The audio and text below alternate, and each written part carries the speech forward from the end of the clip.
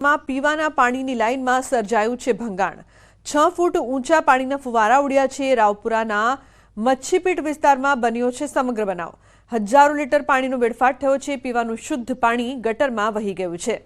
એક તરફ નાગરિકોના પીવાના શુદ્ધ પાણી માટે વલખા, તો બીજી તરફ પાણીનો વેડફાટ થતા તંત્રની કામગીરી સામે સવાલો ઉઠ્યા। તો બનાસકાંઠાના થરાદમાં નહેરમાં પાણી છોડવાની યોજનાનો થયો છે ફિયાસ્કો। નેતાઓએ 6 દિવસ પહેલા નહેરમાં પાણી આવવાના વધામણા કર્યા અને માત્ર 6 જ દિવસમાં નહેરો પાણી વિનાની ખાલીખમ જોવા મળી। મહત્વનું છે કે થરાદની સીપુ પાઇપલાઇનમાંથી નહેરમાં 6 દિવસ પહેલા પાણી છોડાયું હતું, ત્યારે ધારાસભ્ય પ્રવીણ માળી અને ભાજપના અન્ય આગેવાનોએ કરોડોના ખર્ચે તૈયાર થયેલ યોજનાના પાણીના વધામણા કર્યા હતા। હાલમાં ડીસા પંથકના 25 ગામના ખેડૂતોને પાણીની જરૂર છે, ત્યારે કેનાલો ખાલીખમ રહેતા ખેડૂતો સાથે પાણીના નામે માત્ર નાટક રચ્યું હોય તેવી ચર્ચા લોકમુખે થઈ રહી છે। દરેક યોજના બનાવતા હોય છે, એના જ ભાગરૂપે આજે થરાદ સીપુની લાઇનમાંથી જે 25 ગામ ડીસા તાલુકાના જે સિંચાઈથી વંચિત રહેતા હતા, જે સીપુ આધારિત ડેમ આધારિત જે હતા, પરંતુ વરસાદ ઓછો પડવાના કેચમેન્ટ એરિયામાં ઓછો પડવાના લીધે એ સિંચાઈ નથી થતી, એને નર્મદાથી કનેક્ટ કરી નર્મદા મૈયા આ વિસ્તારની અંદર આવે અને સિંચાઈ થાય એવા ઉમદા હેતુ સાથે જે યોજના મંજૂર કરી હતી એનું આજે લોકાર્પણ કર્યું છે।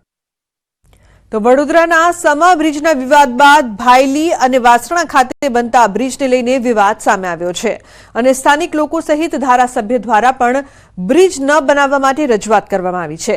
લોકો કહી રહ્યા છે કે વાસણા રાણેશ્વર ચોકડી પાસે બ્રિજની કોઈ જરૂરિયાત નથી।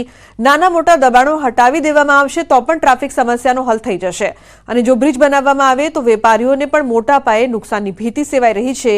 આથી લોકોએ પોતાના કોમ્પ્લેક્સ બહાર રાજકીય પક્ષોને વોટ નહીં આપવામાં આવે તેવા બેનરો પર લગાવીને વિરોધ કર્યો છે। આ સાથે ધારાસભ્યએ પણ બ્રિજ ન બનાવવામાં આવે તેવી રજૂઆત કરી છે, ત્યારે કમિશનરે તમામની રજૂઆતોને ધ્યાનમાં લઈને અમે વધુ અભ્યાસ કરીશું, જરૂર જણાશે તે પ્રકારની કાર્યવાહી કરવામાં આવશે તેવું કહ્યું છે। આ તમારો જે બ્રિજ છે એ બ્રિજ જે તૈયાર થશે ત્યાં સુધી લગભગ તો ત્યાં આગળ એટલું બધું બાંધકામ થઈ ગયું હશે કે પાણી નર્મદા કેનાલમાંથી ત્યાં છોડવું જરૂરી નહીં હોય એવું થઈ જશે। એટલે મારું અને શૈલેષભાઈ ડભોઈ વિધાનસભાના MLA છે, એમનું અને મારું માનવું એમ છે કે એ બ્રિજની જગ્યાએ સાયફન કરીને આપે તો ઘણું બધું કોર્પોરેશનની યુટિલિટીઝ જે આપણે રસ્તાના સાઈડ પર કે નીચે નાખતા હોય છે એ બધી પણ નખાય, જે બ્રિજ ઉપરથી ન લઈ જવાય। એટલે પ્રયત્ન છે અમારા બેઉના કે આ બ્રિજને એ લોકો નલિફાય કરીને ત્યાં સાયફન એક્વાડક્ટ નાખીને આપે। સ્થાનિક લોકોએ થોડીક રજૂઆત મારી જોડે 2 દિવસ પહેલાં માન્ય ધારાસભ્યની હાજરીમાં કરી ગયા છે કે બ્રિજ ત્યાં ન થવો જોઈએ। એટલે ઓલરેડી બ્રિજ મંજૂર થઈ ગયું છે, વર્ક ઓર્ડર આપી દીધું છે, પણ તેમ છતાં એ લોકો કહે છે એટલે એકવાર અમે ટેકનિકલી એને રીલુક કરી લેવાના છીએ અને પછી એમાં અમે આગળ વધશું। પણ અમે કીધું એ પ્રમાણે અમારો આશય એ જ છે કે મોબિલિટીમાં વધારો થાય। અહીંયા બ્રિજની ખરેખર જરૂર તો છે જ નહીં। અહીંયા બ્રિજની જરૂર કેમ નથી એનું કારણ એ છે કે ટ્રાફિક સાંજે ખાલી 1 થી 1.5 કલાક માટે થાય છે, એ પણ મેન સર્કલને લીધે થાય છે। જે સર્કલ પર સાંજના ટાઈમે જે ઓફિસની ને કંપનીની મોટી મોટી બસો અહીંથી નીકળે છે એ લોકોને જે ટર્ન લેવામાં પ્રોબ્લેમ પડે છે ત્યારે ટ્રાફિક થાય છે, બાકી એકચ્યુઅલીમાં અહીંયા ટ્રાફિક થતો નથી। તંત્રએ અહીંના લોકલ નિવાસી રહેવાસીઓને વિશ્વાસમાં લીધા પછી ફ્લાયઓવર ડિસાઇડ કરવો જોઈએ, ન કે એમની પર આ ફ્લાયઓવરનું ડિસિઝન થોપી દેવું જોઈએ। આ એક થોપેલો નિર્ણય કહેવાય। પહેલા ગ્રાઉન્ડ લેવલ પરની સમસ્યાઓને દૂર કરે, જે બધા દબાણ છે એ હટાવે તો ટ્રાફિકની સમસ્યાઓ નહીં રહે। 793 મીટર ઓનલી લંબાઈનો બ્રિજ છે, જે ખરેખર 24 મીટરના રોડ પર બ્રિજ બનવો જ ન જોઈએ, કેમ કે જે 6 બ્રિજ સરકારે મૂકેલા છે એમાં સૌથી નાનો રોડ આપણો છે, ખોડિયારનગર વાળાને જે 6 બ્રિજ મૂકેલા છે એમાં, તો આટલા નાના રોડ પર બ્રિજ મૂકવો એ પણ એક ખાલી 4 રસ્તા ટપાડવા માટે, તો આ સમજાતું નહોતું। એટલે અમે અમારા આવેદનો નિવેદનો આપ્યા, પછી અમે 2 દાડા પહેલા MLA શ્રીને મળ્યા, એમને અમારી વાત સાંભળી, એમને પ્રોપર લાગી એટલે અમને જોડે લઈને ત્યારે ને ત્યારે જ કમિશનર શ્રીને મળવા લઈ ગયા, એમને બી રજૂઆત કરી। તમને ક્યાં એવો ટ્રાફિક લાગે છે કે જેના માટે તમને બ્રિજની જરૂરત હોય? હા, સાંજે 7 થી 8 ની અંદર કદાચ થોડો ટ્રાફિક થતો હશે, એ પણ નોમિનલ કે જે દરેક 4 રસ્તા પર થતો હોય છે. એ જરૂરી નથી કે જે અહીંયા વાસણા રોડ પર થાય છે બીજે ક્યાંય નથી થતો. અને જે મેઇન પ્રોબ્લેમ છે ટ્રાફિકનો એ જે 4 રસ્તા પર જે ખોદકામ ચાલુ હોય છે એના લીધે, કારણ કે અડધો રોડ બ્લોક થઈ જાય છે, એના લીધે વધારે પ્રોબ્લેમ થાય છે. વડોદરા મહાનગરપાલિકા દ્વારા મનીષા ચોકડી વાળો જે રસ્તો છે એટલે કે ભાયલી તરફ જે રસ્તો જાય છે તેના પર એક બ્રિજ બનાવવાનું આયોજન કરવામાં આવ્યું છે. ત્યારે આ જે બ્રિજ છે તે અત્યારે વિવાદનું કેન્દ્ર બન્યો છે. ઉલ્લેખનીય બાબત છે કે વડોદરા મહાનગરપાલિકાને એમ લાગી રહ્યું છે કે આ જે વાસણા ભાયલી રોડ છે ત્યાં ટ્રાફિકનું ભારણ વધારે છે અને પીક અવર્સમાં જે રાહદારીઓ છે, વાહન ચાલકો છે, તેઓને ભારે હાલાકીનો સામનો જે છે તે કરવો પડતો હોય છે. તેના કારણે જ અહીંયા જે છે તે બ્રિજ બનાવવાનું આયોજન કરવામાં આવ્યું. પરંતુ બ્રિજ બનાવવાનું કામ જે છે તે શરૂ કરતાની સાથે જે સ્થાનિક વેપારીઓ છે, સ્થાનિક લોકો છે, તેમના દ્વારા આ જે બ્રિજ છે તેનો ભારે વિરોધ જે છે તે કરવામાં આવી રહ્યો છે. જે સ્થાનિક લોકો છે, વેપારીઓ છે, તેમનું કહેવું છે કે આ સર્કલ તમે જે સામે જોઈ રહ્યા છો તે સર્કલ જે છે તે જરૂરિયાત કરતાં ખૂબ મોટું છે. ત્યારે આ સર્કલને નાનું કરવું જોઈએ. તો આખો જે રસ્તો છે કે જ્યાં બ્રિજ બનાવવાનું આયોજન કરવામાં આવ્યું છે એ રસ્તા પરથી જે ગેરકાયદેસર દબાણો છે જો તે દૂર કરવામાં આવે તો આ રસ્તા પરથી જે ટ્રાફિકનું ભારણ છે તે ઘટાડી શકાય. અને બીજી મહત્વની વાત એ છે કે જો અહીંયા બ્રિજ બની જાય તો લગભગ 15 થી 18 એવા કોમ્પ્લેક્સ છે કે જ્યાં વેપારીઓ પોતપોતાની દુકાનો, શોરૂમ ચલાવીને ગુજરાન ચલાવે છે. અને જો બ્રિજ બને તો ટ્રાફિક આખું ડાયવર્ટ થઈ જાય અને વેપારીઓએ રોજગારી ગુમાવવાનો વારો આવે. એટલે અત્યારે આ બ્રિજ જે છે તે વિવાદનું કેન્દ્ર બન્યો છે. અને જે સ્થાનિક ધારાસભ્ય છે તેઓ લોકોની પડખે આવ્યા છે અને સ્થાનિક ધારાસભ્યએ સ્થાનિક લોકોને સાથે રાખીને જે મ્યુનિસિપલ કમિશનર છે તેમને આ બ્રિજ નહીં બનાવવા માટે રજૂઆત જે છે તે કરી છે. ત્યારે વડોદરા મહાનગરપાલિકા આ બ્રિજ બનાવે છે કે કેમ એ તો આવનારો સમય જ બતાવશે. હાર્દિક દીક્ષિત, ન્યૂઝ 18 ગુજરાતી, વડોદરા. સુસવાટા મારતા પવનથી ધ્રુજ્યું ગુજરાત. બર્ફીલા પવન ફૂંકાતા ગુજરાત બન્યું ફ્રીજ. ગુજરાતમાં કાતિલ ઠંડીનું મોજું ફરી વળ્યું છે. સૌરાષ્ટ્રથી લઈ કચ્છ અને ઉત્તર ગુજરાતને લઈને દક્ષિણ ગુજરાત સુધી બર્ફીલા પવન ફૂંકાતા આખું ગુજરાત જાણે ફ્રીજ બની ગયું છે. ગુજરાતમાં શિયાળાએ એક અઠવાડિયાથી એવો અડીંગો જમાવ્યો છે કે ગુજરાતીઓ થરથર ધ્રુજવા લાગ્યા છે. રાજ્યભરમાં ઠંડીની સાથે ઉત્તર તરફથી ફૂંકાતા બર્ફીલા પવનને કારણે લોકો ઠૂંઠવાઈ ગયા છે. હાર થીજોતી ઠંડીના કારણે રીતસરનું ગુજરાત ધ્રુજી ગયું છે. ઠંડા પવનોથી થથરી ગયા ગુજરાતીઓ. જાણે કાશ્મીર બની ગયું હોય તે રીતે શિયાળાએ બરાબરની જમાવટ કરી છે.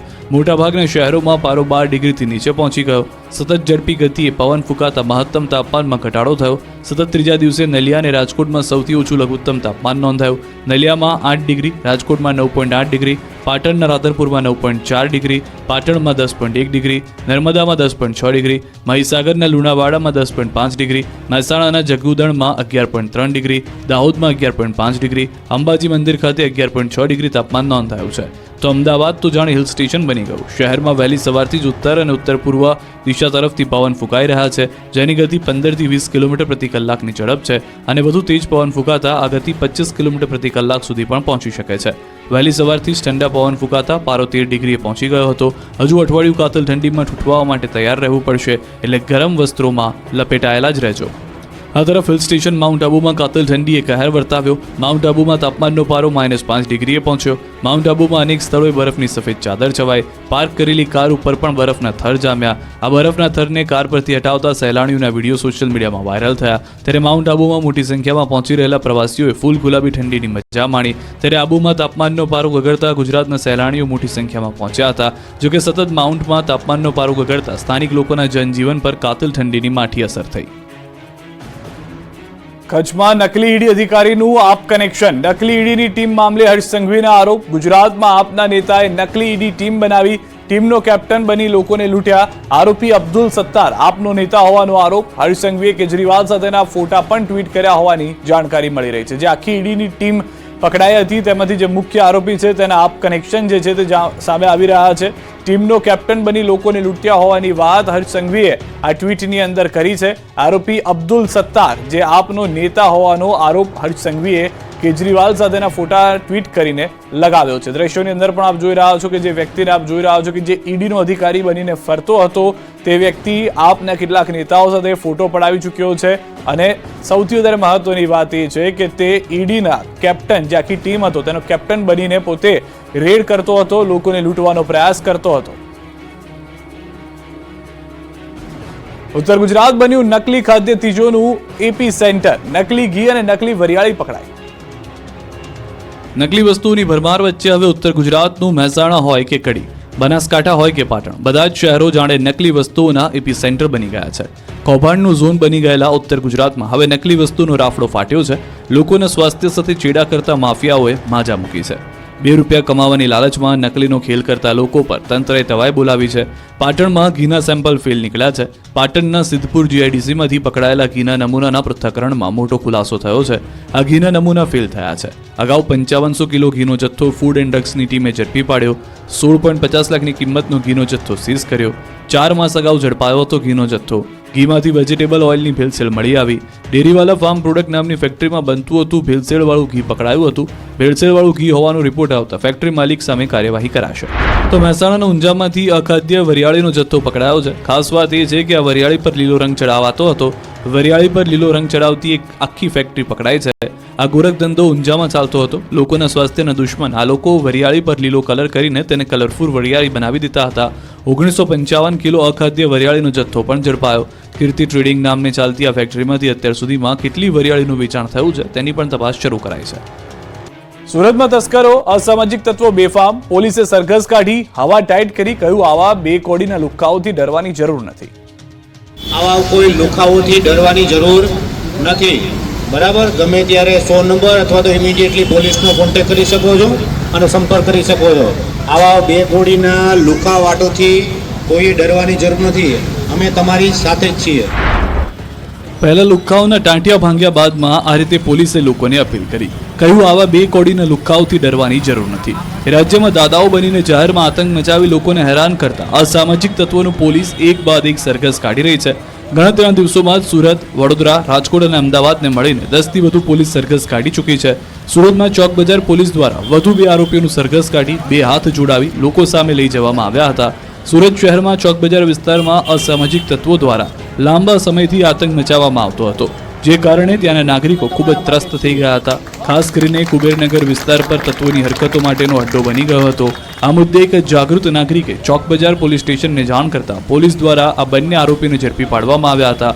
બાદમાં ઇન્સ્પેક્ટર વિશાલ વાઘડિયાની અધ્યક્ષતામાં બંને આરોપીનું કુબેરનગર વિસ્તારમાં સરઘસ કાઢી કાયદાનું ભાન કરાવાયું હતું. અહીં માઇક દ્વારા પોલીસ ઇન્સ્પેક્ટર વિશાલ વાઘડિયાએ લોકોને કહ્યું હતું કે આવા 2 કોડીના લુખ્ખાઓથી ડરવાની જરૂર નથી. માત્ર પોલીસને જાણ કરો, બાકી બધી ટ્રીટમેન્ટ પોલીસ દ્વારા પૂરી પાડવામાં આવશે. આ વાત સાંભળીને હાજર લોકોએ તાળીઓથી પોલીસને વધાવી હતી.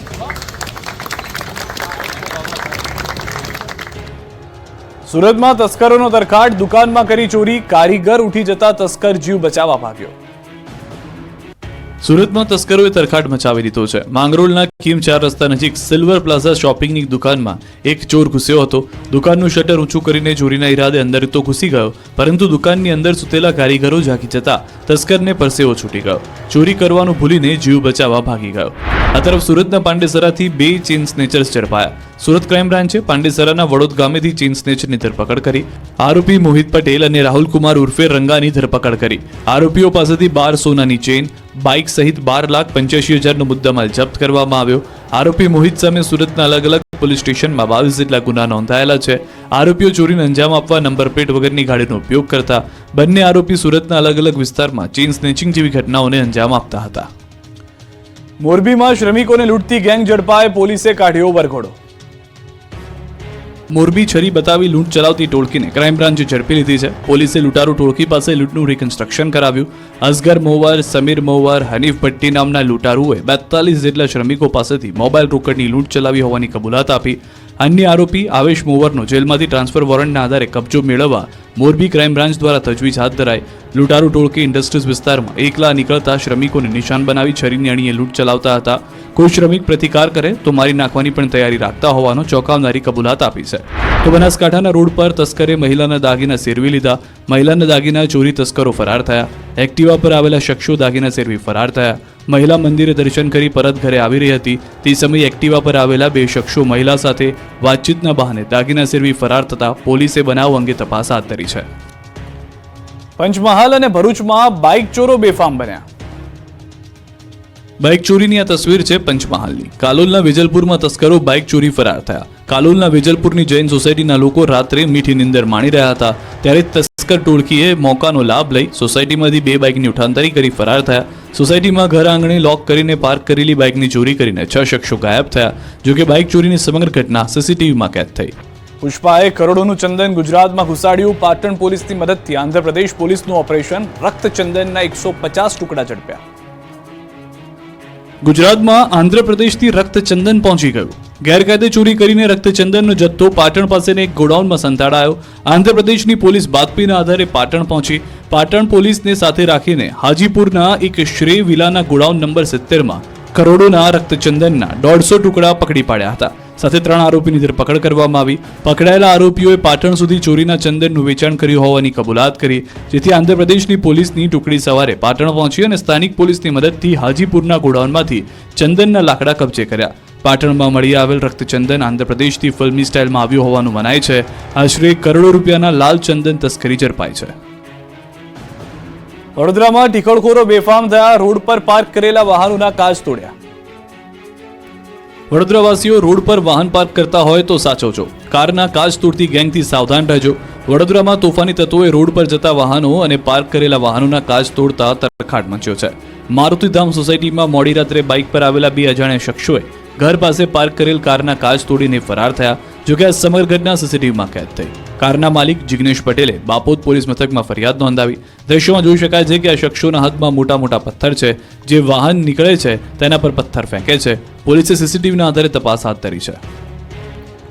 અમદાવાદના જમાલપુરમાં ગેરકાયદે ખડકી દેવાયેલું બિલ્ડિંગ તોડી પડાયું. કોંગ્રેસ એમએલએ સહિતનાનો વિરોધ. અમદાવાદના જમાલપુરમાં ગેરકાયદે ખડકી દેવાયેલી બિલ્ડિંગને તોડી પાડવામાં આવી છે. શહેરના દાણાપીઠ વિસ્તારમાં મ્યુનિસિપલ કોર્પોરેશનની મુખ્ય ઓફિસની સામે જ 6 માળના ગેરકાયદે બાંધકામના 2 માળને મધ્ય ઝોનના એસ્ટેટ વિભાગ દ્વારા તોડવાની કામગીરી શરૂ કરવામાં આવી. 8 ફ્લેટ તોડી પડાશે. સલમાન એવન્યુ બિલ્ડિંગના 4 માળમાં લોકો રહે છે, જ્યારે 1 માળ હાલ ખાલી છે. ત્યારે એઆઈએમઆઈએમના 2 કોર્પોરેટર દ્વારા આસિસ્ટન્ટ મ્યુનિસિપલ કમિશનર મિલન શાહને ઘેરીને દબાણ રોકવાનો પ્રયાસ કરાયો. ઘટનાને પગલે એસપી, 2 પીઆઈ અને 100થી વધુ પોલીસ જવાનો ચુસ્ત બંદોબસ્ત વચ્ચે હાલ ડિમોલિશન કાર્ય કરી રહ્યા છે. પુરાતત્વ વિભાગની ખોટી એનઓસી મેળવીને 6 વર્ષ પહેલા સલમાન એવન્યુ બિલ્ડિંગના 2 માળ ઊભા કરી દેવામાં આવ્યા હતા. 6 વખત બિલ્ડિંગને ગેરકાયદેસર બાંધકામ બાબતે સીલ કરી હોવા છતાં પણ તેનો વપરાશ ચાલુ રાખવામાં આવતા સવારે મધ્ય ઝોનના એસ્ટેટ વિભાગ દ્વારા 100થી વધારે પોલીસ કર્મચારીઓ અને ફાયર બ્રિગેડના ચુસ્ત બંદોબસ્ત વચ્ચે મકાન ખાલી કરાવી પ્રક્રિયા શરૂ કરવામાં આવી હતી. જે દરમિયાન એક મહિલાની તબિયત ખરાબ થતા 108 મારફતે સારવાર માટે હોસ્પિટલ ખસેડવામાં આવ્યા છે. કામગીરી શરૂ કરવાની સાથે જમાલપુર વોર્ડના એઆઈએમઆઈએમના કોર્પોરેટર મુસ્તાક ખાદીવાલા અને જમાલપુર વિધાનસભા કોંગ્રેસના ધારાસભ્ય ઇમરાન ખેડાવાલા પણ સ્થળ પર ઉપસ્થિત રહ્યા હતા. 22મી ડિસેમ્બરે એસટીઆઈ વર્ગ 3ની ભરતીની પરીક્ષા. 754 કેન્દ્ર પર લેવાશે પરીક્ષા. સ્ટેટ ટેક્સ ઇન્સ્પેક્ટર એટલે કે એસટીઆઈ વર્ગ 3ની ભરતી પરીક્ષાની તારીખ જાહેર કરવામાં આવી છે. જીપીએસસી દ્વારા 22 ડિસેમ્બરના રોજ એસટીઆઈ વર્ગ 3ની ભરતીની પરીક્ષા લેવાશે. 754 કેન્દ્ર પર પરીક્ષા લેવામાં આવશે. આ ભરતી પરીક્ષા માટે 1,85,000 ઉમેદવારોએ સંમતિપત્ર ભર્યા છે. પ્રથમવાર ઉમેદવારોને બાજુના જિલ્લામાં પરીક્ષા કેન્દ્રો ફાળવાયા છે. પરીક્ષા કેન્દ્રોમાં કોઈ ગરબડ ન થાય તે માટે આ નિર્ણય લેવાયો. વનરક્ષકની પરીક્ષામાં 2022માં ગેરરીતિ થઈ હતી. હવે કાળજી લેવા એસટીઆઈની પરીક્ષા અન્ય જિલ્લામાં લેવાનો નિર્ણય કરવામાં આવ્યો. સવારે 11 થી બપોરે 1 વાગ્યા સુધીનું 3 કલાકનું પેપર હશે. એસટીઆઈની પરીક્ષામાં પ્રવેશ પહેલા બાયોમેટ્રિક લેવામાં આવશે. ભવિષ્યમાં અન્ય પરીક્ષાઓમાં પણ બાયોમેટ્રિક લાવવામાં આવશે. દિવ્યાંગ ઉમેદવારોને ગ્રાઉન્ડ ફ્લોર પર પરીક્ષા આપવાની સગવડ કરાઈ છે. ઉમેદવારોની જરૂરિયાત મુજબ એસટી બસ વધારે મૂકવામાં આવશે. ભરૂચ